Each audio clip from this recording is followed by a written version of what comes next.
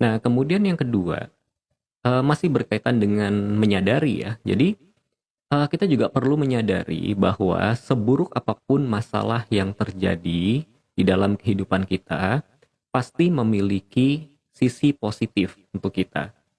Nah, tinggal permasalahannya kita mau untuk memetik pelajaran tidak dari permasalahan yang terjadi itu. Nah, seringkali ketika kita menghadapi masalah, kita justru menghadapinya dengan kebingungan. Aduh, kenapa ya masalah ini terjadi? Aduh, kenapa saya yang mengalami ini? Aduh, aduh, aduh, dan banyak aduh lainnya. Banyak keluhan lainnya. Nah, sehingga kita lupa bahwa masalah itu timbul membawa pesan untuk kita, membawa sebuah hal yang penting untuk kita, membawa pemaknaan yang dalam bagi diri kita, bagi kehidupan kita, yang di titik tertentu akan mengubah hidup kita secara total. Karena proses pendewasaan terjadi adalah ketika kita mampu untuk melewati permasalahan-permasalahan. Dan tentunya semakin dewasa kita, maka semakin kompleks masalahnya. Kenapa? Karena kita memang sudah dianggap mampu gitu. Jadi tidak mungkin ada masalah yang terjadi dalam kehidupan kita yang terlalu besar untuk dihadapi, yang terlalu hebat untuk dihadapi, yang kita nggak mampu gitu ya. Nah, jadi kalau ada masalah yang terjadi dan kita merasa tidak mampu, bisa jadi ya, tadi sudah saya katakan bahwa kita hanya merasa tidak mampu.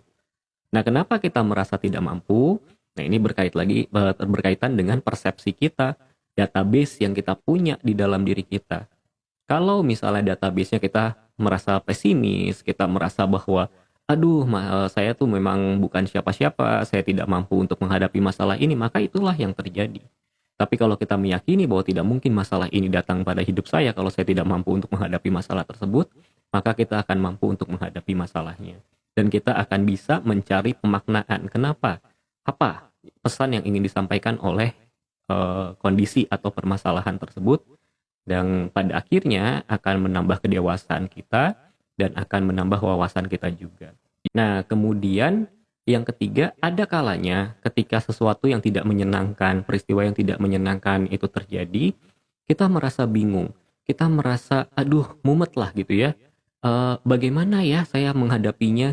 Aduh, ini kok kayaknya terjadi terus-terusan gitu ya. Nah, mungkin Anda bisa atau kita bisa melakukan yang disebut dengan refreshing. Jadi bolehlah gitu ya ketika ada masalah, yuk berlibur sejenak. Tapi ini bukan healing ya, jadi bukan healing-healing ala anak Jakarta Selatan yang mengatakan kalau mumet, ayo kita healing-healing. Nah, itu biasanya artinya adalah kita jalan-jalan gitu ya. Nah, jalan-jalan sendiri juga nggak apa-apa sih sebetulnya, gitu boleh-boleh saja jalan-jalan.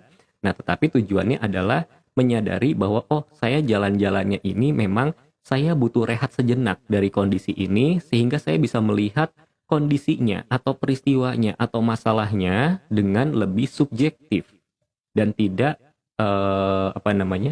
dengan lebih objektif dan tidak subjektif.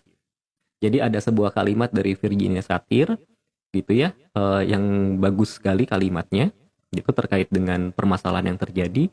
Virginia Satir ini mengatakan bahwa sesungguhnya yang menjadi masalah adalah bukan permasalahan itu sendiri, tetapi sudut pandang kita atau cara kita memandang permasalahan itu. Gitu. Nah, dengan kita rehat sejenak dari kondisinya, dengan kita, aduh kita keluar dulu deh, ini lagi ada masalah. Misalnya, ada masalah di kantor. Aduh, ini lagi ada masalah di kantor. Kita sudah berusaha untuk menyelesaikan itu di kantor, tapi nggak bisa. Yang terjadi justru makin mumet pikirannya. Maka boleh kita keluar sejenak. Ya, mungkin berlibur dulu. Atau, wah nggak bisa nih berlibur lama-lama karena jatah cutinya udah habis mungkin gitu ya. Nah, maka mungkin bisa sejenak pergi ke taman gitu. Pokoknya keluar dulu dari situasi itu dan kemudian melakukan sebuah perenungan dan seringkali justru muncul ide-ide, oh iya ya ternyata masalah ini saya harus hadapinya begini. Kenapa? Karena kalau kita keluar dari situasi yang tidak menyenangkan itu, sejenak ya, jadi meninggalkan dulu situasinya, maka kita bisa melihat situasi itu secara objektif, secara apa adanya. Karena kembali lagi tadi ya dari kalimatnya Virginia Satir yang mengatakan bahwa yang menjadi permasalahan itu sesungguhnya bukan masalahnya tetapi sudut pandang kita, maka seringkali yang menjadi permasalahan adalah subjektivitas kita terhadap masalah yang terjadi itu. Padahal ya masalahnya ya begitu-begitu saja.